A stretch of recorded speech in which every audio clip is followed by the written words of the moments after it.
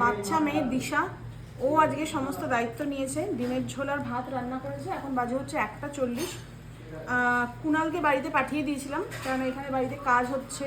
দিশা এসছিল, ঝিলিক এসছিল, মাল প্যাকিং ছিল, আমি রাজেশদা ছিলাম, তার সাথে দেখলে তোমরা ঘরোয়া ঘি, সৌমেন ছিল, স্নেহা ছিল, মৌ ছিল।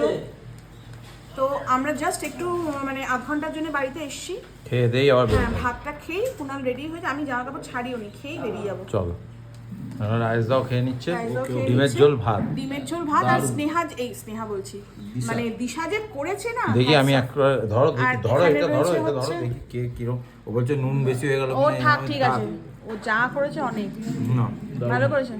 ঠিক আছে, ও যে করে দিয়েছে, ভাতটা রেডিমেড খেতে পাচ্ছি, এটা অনেক বড় ব্যাপার। আবার আমের চাটনিও বানিয়েছে, আমি অবাক হয়ে গেছি। দারুণ টেস্ট, দারুণ টেস্ট। ভালো হয়েছে, ভালো টেস্ট, সত্যি হ্যাঁ, ভালো। হ্যাঁ, হ্যাঁ। বাচ্চা মানুষ যা করেছে তাই ভালো। দেখি ও কেমন করলো। ভালো করেছে। ভালোই করেছে। তুই তো ভালোই রান্না করিস রে। ও দিশা এবার খেতে বসে যাবে। দিশা